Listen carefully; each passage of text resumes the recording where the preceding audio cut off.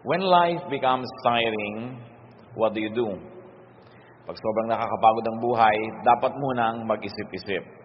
And life can be made tiring by wear and tear, by sameness. Pag dumarating po sa panahon na parang tayo yung nagsasawa, napapagod, nawawala ng excitement sa buhay, maaring pag-aralan natin kung bakit. At isa dyan, maaari nating makita paulit-ulit pala ang mga bagay na nakakapagod. Same problems over and over again. Yung problema nyo sa nanay nyo, sa kapatid nyo, sa asawa, sa kapitbahay, sa worker, yun at yun pa rin. Same weaknesses, same failures that keep manifesting over and over. And then same non-eventness of buhay, of life.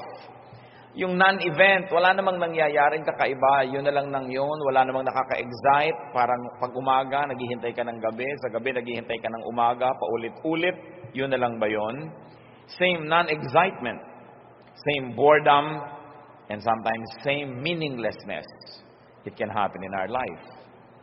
Probably our sorrow, our lack of energy can come from same thoughts, same fears, same doubts. Yung kinakatakutan natin 10 years ago, yun pa rin ngayon. Yung mga pinagdududahan natin noon, yun pa rin. At yung mga pinag-iisip natin noon, paraan ng pag-iisip, takbo ng ating isip, yun at yun pa rin. Therefore, there are the same patterns, same routine, and same mechanical existence that make life tedious.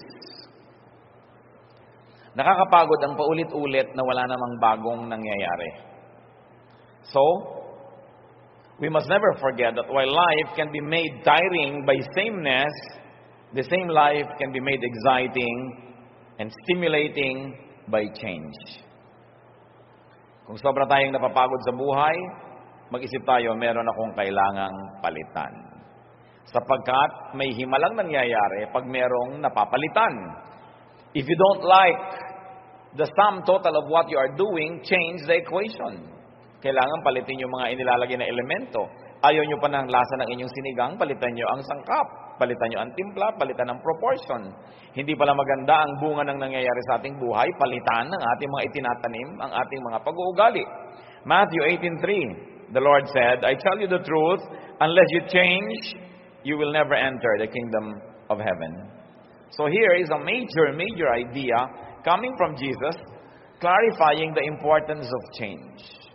A change of heart, a change of mind, a change of disposition, a change of the way people think.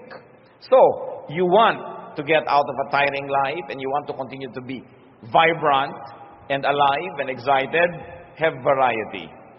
It is important to introduce variety in our lives. Newness, for instance, because God is not God of sameness. Pati ang kanyang mga kabutihan ay iniiba-iba niya. Lamentations 3:22 and 23, the Lord's compassions are new every morning. The Lord doesn't just recycle His old compassions. May bagong mukha, may bagong korte, may bagong kulay, may bagong hugis, may bagong tunog ang kanyang mga kabutihan sa atin. At araw-araw may bago. Sa ating pong buhay ba, may bago. If we have become creatures of habit, gagising kayo ng ganong oras, iinom kayo ng ganitong kape, maliligo kayo ng ganong kahaba, gagamit kayo ng ganitong sabon, at isusot nyo yung ganitong damit, at gagawin nyo yung ganitong bagay, araw-araw, linggo-linggo, buwan-buwan, hindi po katakataka kung mapagod tayo sa buhay, kahit wala namang dapat ikapagod. But God is God of variety. In fact, creation was replete with connotations of variety. Nung nilikha ng Diyos ang mundo, ang unang-unang bumulaga sa atin na isa sa mga katangian ng Diyos ay gusto niya maraming pagkakaiba-iba. Tao lang nga yun ang platong kinakainan, samantala ang daming platong nakatago at tinitirhan lang ng mga gagamba. Have variety. It's important because God is God of variety and there is something magical that happens when things are changed. Yung hairstyle, pwedeng iniiba-iba yan. Damit na isinusuot. Hindi kailangan laging uniform, lalo't hindi naman talaga uniform sa trabaho, kundi nakagawian na lang, yun na lang yung suot mo. Vary the facets of your life. Vary your activities. Vary your calendar and even your sense of place. Iba-ibahin ang ayos ng mga muebles, ang arrangement ng mga mesa, ng kama. Iba-ibahin ang kung saan kayo kumakain. Kuminsan kumain naman kayo sa labas. Kuminsan kumain kayo sa may gilid doon. Kumain kung saan. At kung kayo ay biniyayaan na may konting garden, may konting terrace, doon naman kayo mag-breakfast. Mapaiba-iba. Para naiiba ang takbo at pintig ng ating puso. Pati activities. Try something new. A person must never stop trying something new and making new friends. Lalong-lalo't kung tayo nagkakaedad na, ang balita na lang na natatanggap natin tungkol sa ating mga classmate ng elementary, mga kaibigan natin sa ating hometown, na isa-isa na silang nangamamatay, di ba? So puro na lang lungkot yung may darating na news, may nalagas na naman, may namatay. Make new friends. Because as your old friends continue to graduate ahead of you, it's nice to make new friends. May panahon para sa bawat bagay. Maiksi ang buhay, subalit ito'y sapat na para maraming gawin ng tao sa loob ng isang panahon ng pagkabuhay. Ecclesiastes 3:1, there is a time for everything and a season for every activity under heaven. So may panahon para sa bawat gawain, sapat ang panahon. So that's important. So make life exciting by changing some things, by variety. Make life exciting by renewal. Ba't may nire-renew? Binabago. Sabi nga po sa 2 Corinthians 3:18, we are being transformed with ever-increasing glory. So even our spirituality is being transformed every time. It's never the same. It's never the same. Because you are never in the same place ever again. Kahit sinabi mong, ay, December 25, Pasko na naman, it is never the same. Kasi ang mundo po umiikot sa araw. Akala nyo ba, pagbalik na gano'n, nandun sa the same place, yung araw kasama pang umiikot yan ng buong Milky Way, kaya hindi tayo bumabalik sa the same route every time. It's really never the same. So bakit kailangan maging magkakamukha ang lahat? Kaya rin kuminsan sa spirituality, yung mga iba nawawala na ng gana, ito na lang ba? Kasi wala namang bagong-bago. Wala namang bagong verse na mememorya at na pag-aaralan. Wala namang bagong doktrinang naririnig. At wala namang pagbabago ang attitude niya tungkol sa mga doktrina. Alam niyo po, yung mga paniniwala natin sa Panginoon, yung degree ng pagkaunawa natin sa Biblia, yung lalim, taas ng ating pagkaintindi dyan, paiba-iba yan. Hindi pwede na 5-10 years ago, yung stand nyo, ganun pa rin ngayon. Ibig sabihin, wala malang nabago. Either you were already perfect 10 years ago, that's why you need not have to change up to now, or you really never even attempted to grow deeper. Hindi natin kayang ubusin ang Diyos.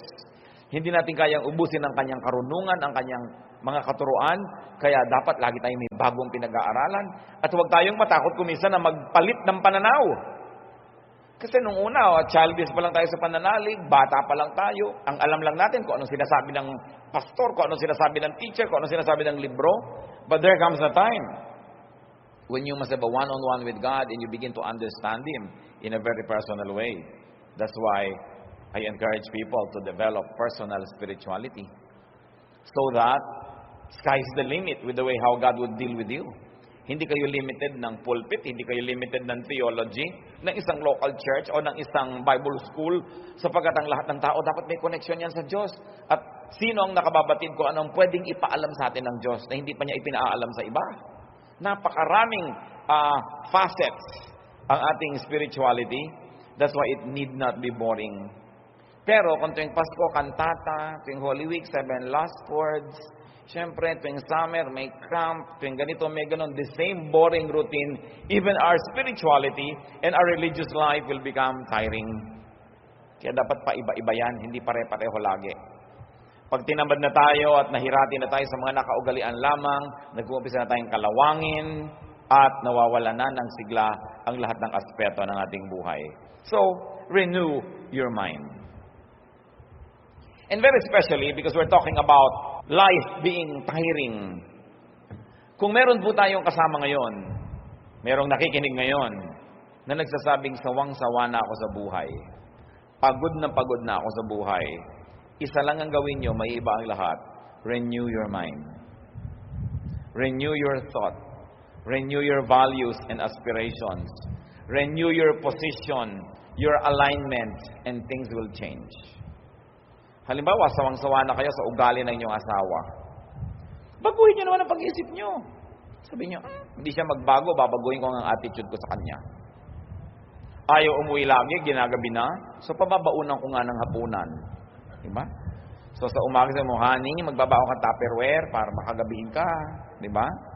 Flashlight, ito, para hindi ka gabi. Ba't hindi nyo ibahin ang attitude nyo, lalo sa mga bagay na hindi naman talaga magbago-bago, kahit kayo magpatiwati-wari, magpasirko-sirko, ayaw magbago. Hindi kayo ang magbago ng pananaw. Pagka hindi siya ang nanibago, at siya ngayon nagpasirko-sirko sa pagkalito. Yung mga taong ayaw magbago sa ating buhay, anong gagawin ninyo? Magmumukmo kayo habang buhay? Baguhin nyo ang inyong attitude. If they want change, well, you have the power not to change them, but to change your attitude. Then everything will change. Everything. Kung minsan kasi pinagpipilitan nating baguhin ang lahat sa ating paligid, kaya hirap na hirap tayo. Samantalang hindi naman nagbabago kahit anong gawin natin, hindi mas madaling baguhin ang ating isip. Sabi sa Romans 12, verse 2, do not conform any longer to the pattern of this world, but be transformed by the renewing of your mind. Gusto niyong maiba? Ibahin ninyo ang takbo ng inyong pag-iisip. Then maiiba kayo. Kung dati na lang kayo laging nervyoso, di ba? Ibahin ninyo ang attitude nyo sa inyong kinakanervyosan. Pag nag-iisa na kayo, nervous kayo, ngayon sabi, wow, salamat, nag-iisa ko, walang abala, I can pray, I can sing, I can dance to the Lord. No? Pagka nag-aalala kayo, wala kayong kapera-pera, sabi, wow, walang mananakaw sa akin. Di ba? Sarap-sarap ng tulog ko.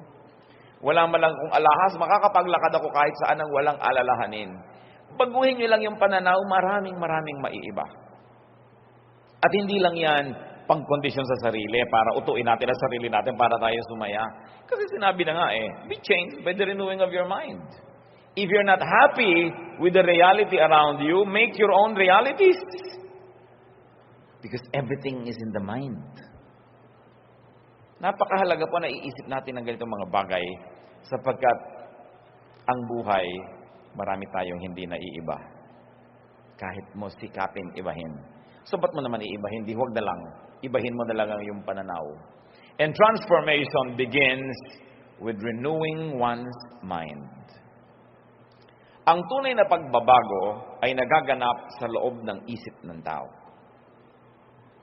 Begin changing things by changing the way you think. Renew what goes in your mind, and you will definitely renew what goes out of it. So renew your mind. Ano po mga kapatid ang pinoproblema niyong napakatagal na? Hindi niyo naman malutas. Kayo lang nakakaalam yan. I'd like you to really think about it. Then change your mind. May ugali ang anak niyo na talagang ayaw na ayaw niyo. Kahit naman daanin niyo sa santong dasalan, sa santong paspasan, daanin niyo sa galit, daanin niyo sa pag-ibig, daanin niyo sa lahat, hindi pa rin nagwo-work, palitan niyo na lang ang attitude niyo. Dahil anong gagawin niyo? Magiging miserable kayo buong buhay. There are things that can be changed, and there are things about which we must change our mind. Then renew your spirit. Psalm 51:10, renew a steadfast spirit within me. Isang malinaw na dalangin. Pagbaguhin niyo po ang aking espiritu. Baguhin niyo ang andar ng aking espiritu. And of course, this can happen through spiritual exercise. If you are not happy with your spirituality, if you are not happy with your spiritual strength, with your spiritual life, what do? Change your spiritual exercises. Then definitely the product will be changed. So change the pattern of your prayer, change the timing, change the place, change the way you study the Bible, change your schedules, change probably even the way you receive the Bible and its teachings, then definitely there will be a spiritual change in you. And it's important that there is that change. Renew your interaction with God, and you will definitely renew your actions. Ibahin lang po natin ang ating pakikipagmabutihan sa Diyos, ang pakikisalamuha at pakikitungo natin sa Kanya, siguradong maiiba ang maraming bagay sa ating buhay. At kung talagang napapagod na tayo sa buhay, renew your strength. Sa Isaiah 40 verse 31, but those who hope in the Lord will renew their strength. They will soar on wings like eagles. They will run and not grow weary. They will walk and not faint. Lahat ng parang imposible nangyayari. Sabing ganon. Umasa ka sa Diyos at bibigyan kanya ng bagong lakas. Sabi niya, lilipad ka ng mataas na mataas wala ng mga agila. Wala pang ibon na nakalilipad sing taas ng agila. At yun daw ang liliparin ng taong umaasa sa Diyos at binibigyan ng Diyos ng panibagong lakas. Tatakbo ka't hindi ka mapapagod at maglalakad ka ng walang tigil na kalalakad at hindi ka manlulupaypay. Ibig sabihin, supernatural strength can be given by God to those who depend on Him for renewal. So kung nangihina na tayo, humingi tayo sa Lord ng kalakasan muli. Pero hindi lang hingi ng hingi, ilagay ninyo ang inyong posisyon kung saan kayo dadaanan ng kanyang pagpapala. Halimbawa, umuulan, gusto niyong mabasa, pumunta kayo doon sa labas para kayo maulanan, tanggalin niyo ang payong at kapote para kayo maulanan. Kasi kahit gaano kalakas ng ulan, kung balot na balot din kayo, hindi rin kayo nabasa. Kahit gaano karaming ipamigay ang Panginoon na kapangyarihan, pagpapala at kalakasan, kung wala namang kayo sa pwesto para tanggapin yon, wala rin mangyayari. At paano tayo pumupwesto doon? Siyempre, isang buhay na kalugod-lugod sa Diyos, kaaya-aya. Sinusunod natin ang kanyang mga katuruan, ang kanyang mga utos, para maklaim naman natin ang kanyang mga pangako. Laging two-way street. Hindi pwedeng claim ka lang ng claim ng pangako ng Diyos, hindi ka naman tumutupad sa inyong usapan. So you do your part, God does His part, and you have a contract. You have a relationship. Renew your strength. Alam niyo po, kadalasan, pagod lang. Physical pagod lang ang marami. Kasi, sa kagustuhan nating kumita, sa kagustuhan nating maraming magawa, hindi na tayo nagpapahinga, hindi na tayo nagbabakasyon. Pag sinabi mo magbakasyon ka, magagalit pa sa'yo. Paano ako magbakasyon? Dami-dami namin pangangailangan. Tingnan mo ang itsura mo. Kung hindi mo talaga kailangan ng bakasyon. So, kailangan ng tao nagbabakasyon, kailangan ng tao nagpapahinga. Sapagkat yun ang disenyo sa atin ng Diyos. Alam niyo po, maraming mga dramang bukid, tulog lang kailangan yan. O kaya, konting bakasyon, konting pasyal, naiiba ang maraming bagay. Sapagkat meron talagang himalang nangyayari sa isang isip na napapahinga. At ano po ang pahinga ng isip? Yung tigilan mo muna ng kaiisip yung iniisip mo at mag-isip ka ng iba naman. At yan po ang kailangang ibalik natin sa ating buhay. Yung pagbubulay-bulay, pagninilay-nilay, pagdidili-dili. Magtataka tayo bakit maraming matatanda nung araw ang tatalino kahit hindi sila masyadong nakarating sa mataas na formal education. No? Kasi duyan sila ng duyan, ugoy ng ugoy sa silyon. Merong may effect sa tao. Yung uugay-ugoy ka, nare-relax kang gano'n. Kahit sa mga sa psychiatry yung inuugoy-ugoy kang gano'n para medyo makawala yung iniisip mo at lumuwag-luwag ang iyong isip. Wala na sa mga bahay natin yung mga duyan-duyan at silyon-silyon. Wala na kasi tayong panahon na mag-isip. The art of doing nothing is important. Kasi lagi nilang paggising, bukas na ang TV. Lalo yung may remote, ang daling buksan, ang daling maglipat. Nagluluto, may nadidinig na radyo, may nakasalpak na tugtog dito. So hindi na napag-iisa yung ating isip. We must be silent enough every now and then so that we can hear our mind think. And so that we can hear the voice of God. Or we can just be silent and empty enough to receive refreshment, to receive inspiration, and to receive a touch from God. So, ibalik po natin yon. Hindi naman lahat ng tao ay may pribilehyo na maging maluwag ang bahay, magkaroon pa ng mga duyan-duyan, pero it's all in the mind. Kahit sa isang maliit na lugar, pwede kayong manahimik. Indulge in something you enjoy. Lagi na lang din tayo nagmamadaling maligo. Sa dami kasi nang nakapila doon sa banyo kumisan. Pero kung nag-enjoy kayong maligo ng matagal, mga alauna ng umaga, tulog na lahat ng tao, maligo kayo ng matagal. Diba? Indulge in something you like, which is not really bad.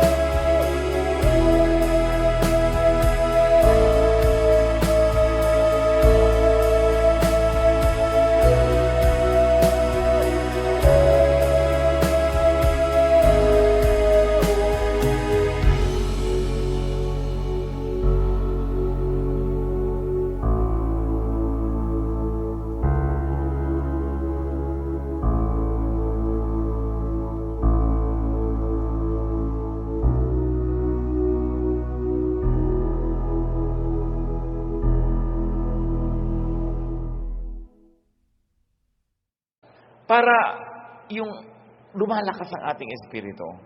Renew your strength. Renew your strength, and if you do that, you will definitely renew your activities and your capabilities.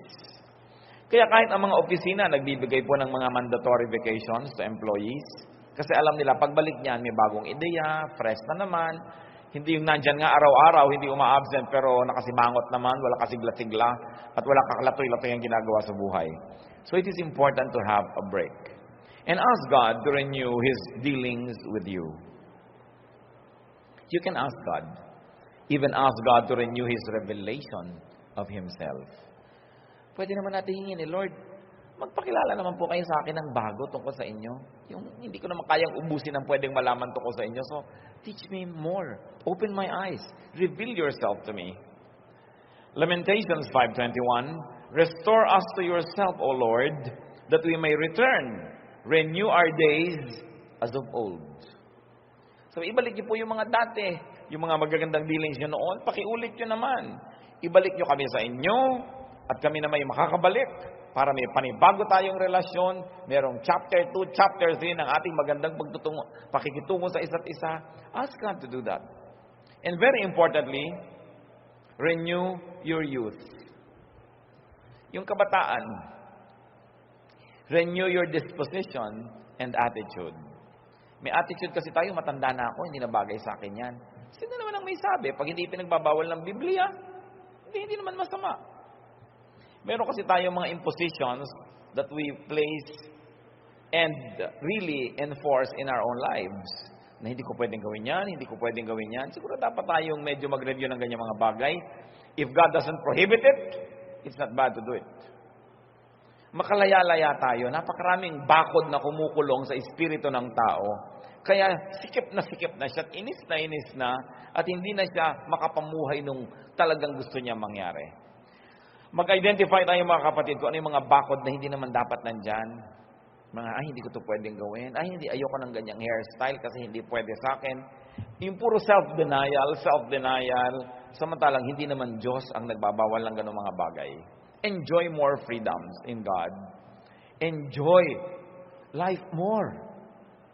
Sabi ni Lord sa John 10:10, I came that they might have life and have it to the full. Have it abundantly.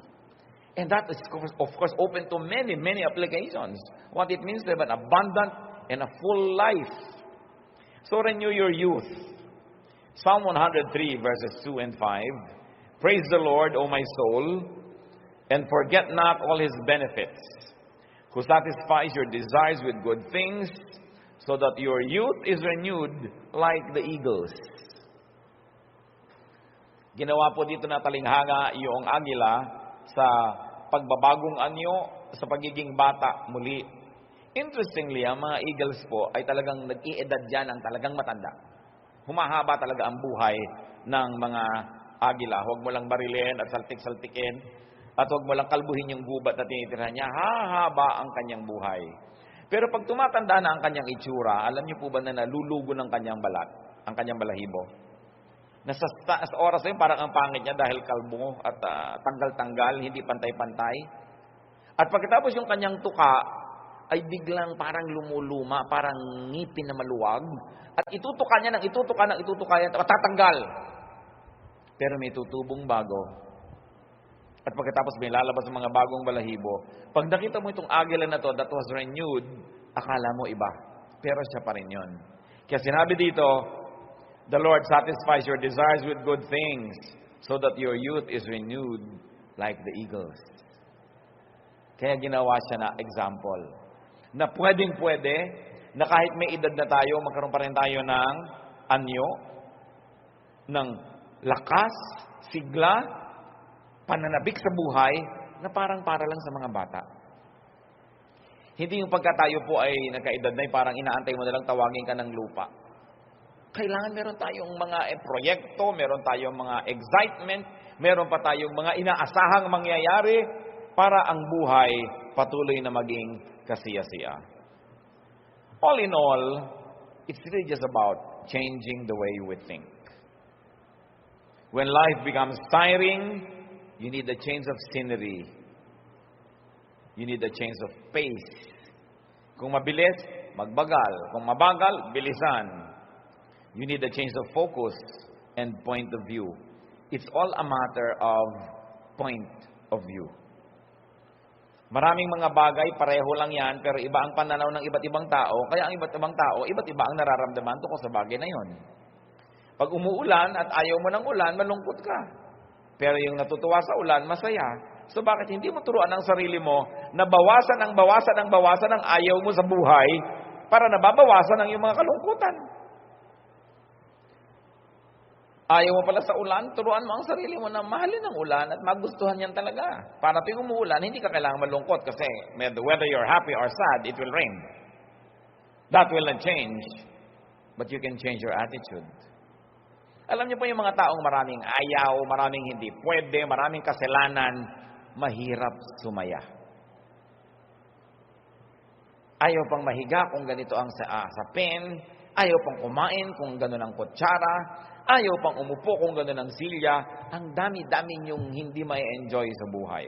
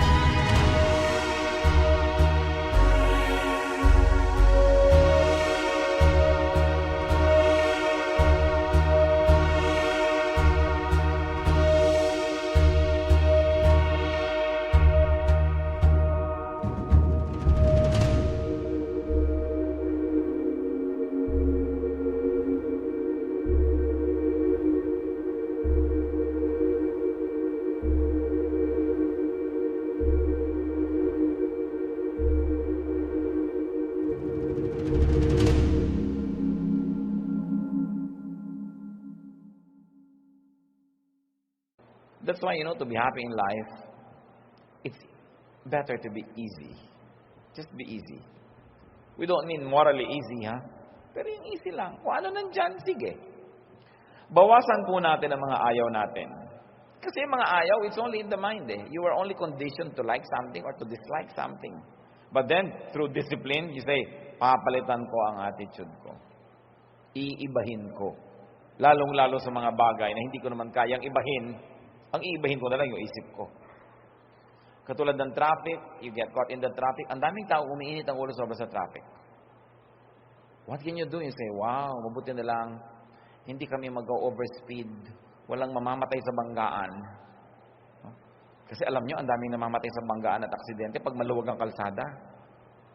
At lalo't hindi naman kayo nagmamaneho, di pwede mo, ang dami nyo pwedeng ibang gawin, mag-isip, manalangin. Ba't di kayo magdala ng ganchilyo? Diba? Kung anong magawa nyo sa buhay, ang dami mga tao nakakapagtaka, inuubos ang panahon sa pagiging init. Ang dami-dami pwedeng gawin. Pwede kang may madalang magawa sa buhay. So, it's an attitude. If what exhausts you cannot be changed, just change your mind about it. Because God, anyway, is God of change. God can help you if you're tired. But you also have to see what you can do as a human being. See, change your scenery. Change your pace and speed. Change your attitude. And it's impossible not to be happier in life. Aming Diyos, kami po ay nagpapasuri sa inyo. Lalong-lalo kami mga kasama kami ngayon na napapagod. Pagod na, paulit-ulit na problema. Paulit-ulit na mga pahirap. Paulit-ulit na mga bagay na hindi na tuloy nagbibigay ng kasiyahan. Sa mga kapatid na nakalampas na dito at nakaraan na, salamat Panginoon sa iyong naging biyaya. Sa mga kapatid na ngayon ay dumaraan sa ganitong hirap, nawa Panginoon, maging pagpapala ang pagbubulay-bulay na ito. Na matuto kaming palitan ng maraming bagay upang maiba ang wakas ng aming mga ginagawa. At Panginoon, kung darating pa sa ibang mga kapatid ang ganitong hirap sa buhay na parang wala nang kahulugan ng buhay at gusto nang bumaba at ayaw nang makisali pa, nawa ipaalala mo ang mga katuruang ito.